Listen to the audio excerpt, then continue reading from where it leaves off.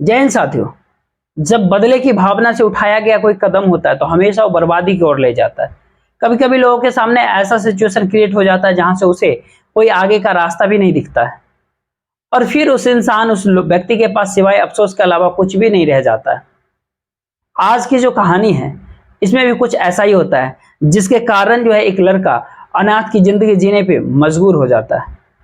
वाकई में जो आज की कहानी मैं आपको सुनाने वाला हूँ, दरअसल ये आपको भी सुनने के बाद अपने कानों पे यकीन ही नहीं होगा।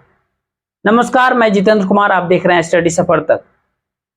आज की जो सच्ची घटना मैं आपको सुनाने वाला हूं, दरअसल यह घटना है उत्तर प्रदेश राज्य का। उत्तर प्रदेश राज्य का एक जिला पड़ता है कानपुर, और इसी कानपुर का एक थाना पड़ता है नजीराबाद। और नजीराबाद थाने के अंतर्गत आने वाले एक गांव आता है, इलाका एक लाजपत नगर। और इसी लाजपत नगर के गांव के रहने वाला एक केदारनाथ यादव, केदारनाथ की पत्नी का नाम सीमा देवी। केदारनाथ के टोटल 3 बच्चे हैं, जिसमें 2 बेटियां हैं और एक बेटा है। बेटे का नाम रजा यादव, रजा जिसकी उम्र है लगभग 38 साल के आसपास। राजा की पत्नी का नाम नीरू यादव, नीरू जिसकी उम्र है 34 साल। राजा का एक ही बेटा है जिसका उम्र है लगभग 13 साल, जो 8वीं क्लास में पढ़ता है। केदारनाथ जो कुछ साल पहले ही इस दुनिया को अलविदा कह चुका है, लेकिन केदारनाथ अपने दोनों बच्चों की शादियां भी कर चुका है। राजा जो अपने इलाके का बहुत बड़ा बदमाश होता है, जिसके कारण राजा के ऊपर कई सारे आपराधिक मामले भी दर्ज हो जा नहीं है, बल्कि वो जेल की सजा भी काट रहा है। इधर राजा जब जेल में चला जाता है, उसके बाद से राजा के घर की माली स्थिति काफी खराब हो जाती है। इसीलिए राजा की पत्नी नीरू एक प्राइवेट कंपनी के अंदर नौकरी करने लगती है, थोड़े बहुत पैसे कमाती है और बड़ी मुश्किल से अपने परिवार के साथ जीवन को व्यतीत करती है। इधर फजलगंज थाने के अंतर्गत दर्शनपुरा का रहने वाला राजेश कपूर होता है। राजेश कपूर के टोटल 2 बच्चे हैं, जिसमें बड़ा बेटा होता है गौरव और छोटा बेटा एक होता है गौरव, जिसका उम्र है लगभग 24 साल, जो बीए फर्स्ट ईयर में पढ़ाई कर रहा है। गौरव के चाचा के जो नाम है वो दीपक जो कि अपने ही इलाके में केबल ऑपरेटर का काम करता है। इसीलिए गौरव अपनी पढ़ाई के साथ साथ अपने चाचा के कामों में हाथ भी बटाता है। केबल कहीं भी खराब होता है, अक्सर गौरव ही उसे ठीक करने के लिए जाता है। एक दिन नीरू के घर में भी जब केबल खराब हो जाता है, नीरू कंप्लेन करती है, इसीलिए गौरव ही नीरू के घर पे जाता है और जाकर के उसका केबल ठीक करता है। लेकिन गौरव जब नीरू के घर पे जाता है, इधर नीरू जब पहली बार गौरव को देखती है तो गौरव के खूबसूरती देख, उसकी पर्सनालिटी देख दीवानी हो जाती है। उसके बाद नीरू गौरव का नंबर ले लेती है और फिर फोन के जरिए गौरव और नीरू के बीच में बातचीत होना शुरू हो जाता है। दोनों एक दूसरे से जब बेइंतहा बात करना शुरू कर देते हैं तो बातचीत करते करते आखिरकार दोनों के बीच में मोहब्बत हो जाती है, प्रेम प्रसंग शुरू हो जाता है। जब दोनों के बीच में प्रेम प्रसंग शुरू हो जाता है, दोनों एक दूसरे से मुलाकात भी किया करते हैं।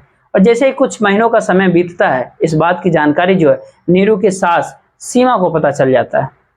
सीमा को जैसे सच्चाई पता चलता है, अपनी बहू नीरू को काफी रोकने का, समझाने का प्रयास करती है, लेकिन नीरू को अपने प्यार पति से नहीं मिल पाने की वजह से वो गौरव को छोड़ने के लिए तैयार ही नहीं होती। सीमा जब बार बार मना करती है, उसकी बहू जब नहीं मानती, आखिरकार एक दिन सीमा जब अपने बेटे राजा से जेल में मुलाकात करने के लिए जाती है तो राजा की पत्नी नीरू की सारी सच्चाई उसे बता देती। इधर राजा को जब यह बात पता चलता है कि उसकी पत्नी का गौरव के साथ में अफेयर चल रहा है, राजा गुस्से के मारे में पूरा आग बबूला हो जाता है। अक्टूबर 2013 में जब राजा जेल से बाहर आता है तो जेल से बाहर आते ही सबसे पहले ही गौरव से जाकर के वो मुलाकात करता है। फजलगंज में जब ये गौरव से उसकी मुलाकात हो जाती है, गौरव की पिटाई ही नहीं करता वो, बल्कि गौरव के ऊपर एक गोली चला देता है, जिसकी वजह से गौरव काफी गंभीर अवस्था में वहीं पे गिर जाता है और राजा मौके से भाग जाता है। पर आनंद फानन में लोग गौरव को उठा करके नजदीकी अस्पताल में ले जाते हैं, जिसकी वजह से गौरव की जान बच जाती है। और पुलिस जब गौरव से इस घटना के बारे में पूछताछ करती है तो गौरव भी राजा का नाम बता देता है। इसीलिए पुलिस राजा को अपने कस्टडी कब्जे में लेकर के और फिर से उसे जेल भेज देती है। जैसे कुछ महीने का समय गुजरता है, गौरव जब पूरी तरीके से ठीक हो जाता है, फिर से पहले के जैसे ही गौरव और नीरू एक दूसरे से मुलाकात करना शुरू कर देते हैं। पर जैसे ही कुछ समय का और गुजरता है, इस बात की जानकारी सीमा को पता चल जाता है। सीमा फिर से जेल में जाती है और जाकर के अपने बेटे राजा से कहती है कि तुम्हारी पत्नी की करतूतों में कोई बदलाव नहीं दिख रहा, बल्कि अभी भी वो गौरव से लगातार मुलाकात कर रही है।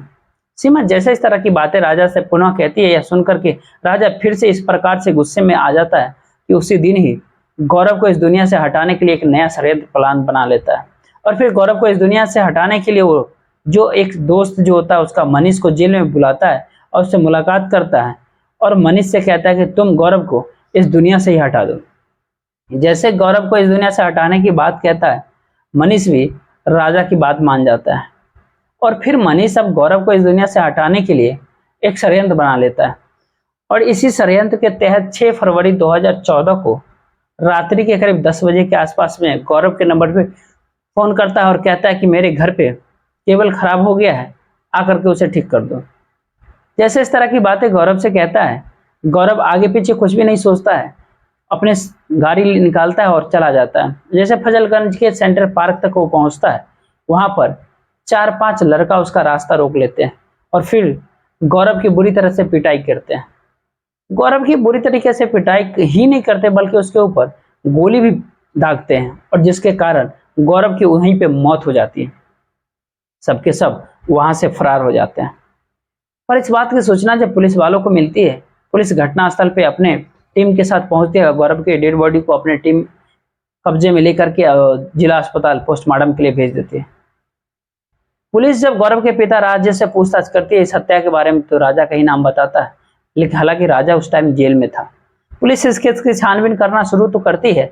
जैसे ही 3 से 4 दिन का समय और बीतता है, आखिरकार पुलिस को यह सच्चाई पता चल जाता है कि राजा ने अपने दोस्त मनीष के माध्यम से ही गौरव की हत्या करवाया है।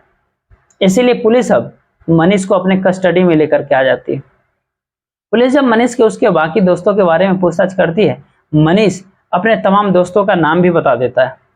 पर पुलिस अब इस केस का छानबीन कर ही रही थी, तभी 12 फरवरी 2014 को इधर नेहरू पुलिस के नंबर पे कॉल करती है और पुलिस वालों से कहते हैं कि साहब मेरी सास की किसी ने हत्या कर दिया है और उसकी डेड बॉडी मेरे घर में ही पड़ा हुआ है। नेहरू जैसे इस तरह की बातें पुलिस वालों से कहती है, पुलिस अपने दलबल के साथ नेहरू के घर पे पहुंच जाती है तो देखती है कि वाकई में उसके साथ जो सीमा की डेड बॉडी सोफे पे पड़ा हुआ है। दरअसल सीमा के सर पे किसी भारी चीज से वार किया गया था, जिसके कारण उसके शरीर पे काफी मात्रा में खून निकल रहा था और बह गया था, इसीलिए घटनास्थल पे उसकी मौत हो चुकी थी। पुलिस सबसे पहले डेड बॉडी को कब्जे में ले लेती है और उसे पोस्टमार्टम के लिए जिला अस्पताल भेज देती है और फिर इस हत्या के बारे में नेहरू से लगातार पूछताछ करती है। नेहरू कहती है कि साहब मुझे कुछ नहीं पता कि उसकी हत्या किसने किया। पुलिस नेहरू से पूछताछ करती है कि जब तुम्हारी सास की हत्या की गई थी तुम कहाँ पे थी। इस पे नेहरू कहते हैं कि साहब मैं उस वक्त मार्केट गई थी और मेरा बेटा मोबाइल रिचार्ज कराने के लिए गया था। लेकिन नेहरू जब इस तरह की बातें पुलिस वालों से कहती है, पुलिस को नेहरू की बातों पर बिल्कुल भी यकीन ही नहीं होता। दरअसल राजा की छोटी बहन रीता, जिसकी शादी देहरादून में हुई थी, अपने पति से झगड़ा करने के बाद मायके में आकर के रह रही थी और अपना गुजर बसर करने के लिए वो अस्पताल में नर्स की काम किया करती थी, नौकरी करती थी। रीता पुलिस वालों से कहते कि साहब भाभी सब कुछ झूठ ही बोल रही है, क्योंकि शाम के करीब 6 बजे के आसपास जब मैं घर पे आई तो मैं अपने घर पे नीरू के साथ साथ गौरव के चाचा दीपक को देखी थी।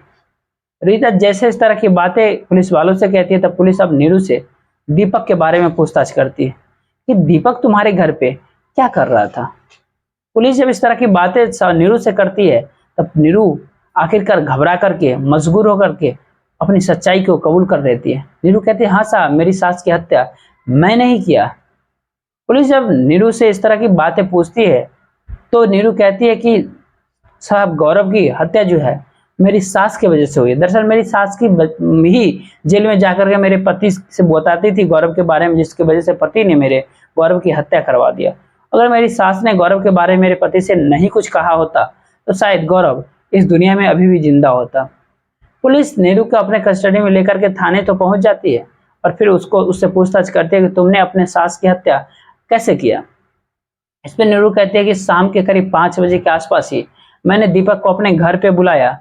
जैसे ही दीपक मेरे घर पे पहुंच गया, मैंने एक सरिया से लेकर के अपने सास के सर पे काफी जोर से मार दिया, जिसके कारण उसकी घटनास्थल पे ही मौत हो गई।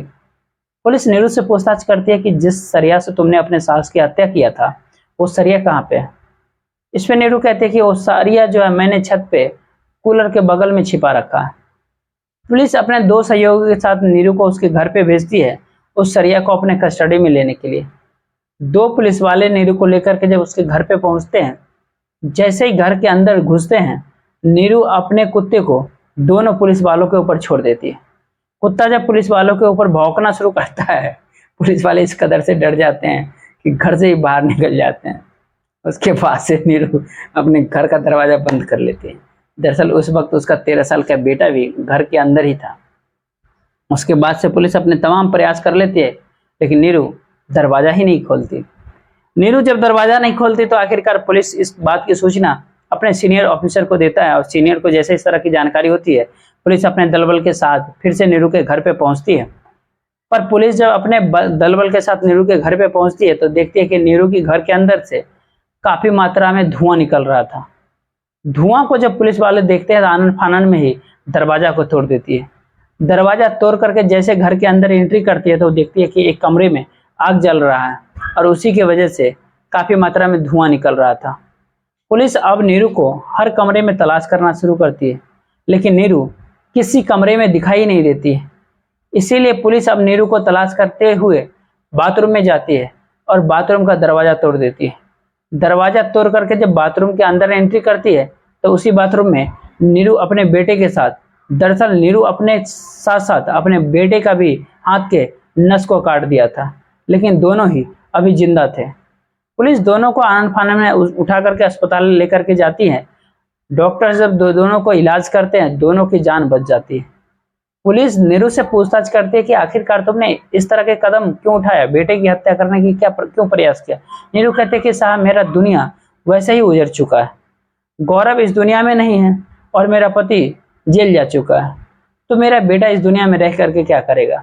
इसीलिए मैंने सोचा कि मेरी ही जिंदगी जब बर्बाद हो गई तो क्यों ने अपने साथ साथ अपने बेटे की भी जिंदगी को खत्म ही कर देती हूँ। वाकई में नीरू जब इस तरह की पूरी कहानी जब पुलिस वालों को कहती बताती है तो नीरू के ऊपर पुलिस और भी कई धाराओं में मुकदमा दर्ज कर लेती है। पुलिस ने नीरू के ऊपर कई धाराओं में मुकदमा दर्ज करके उसे जेल भेज दिया है।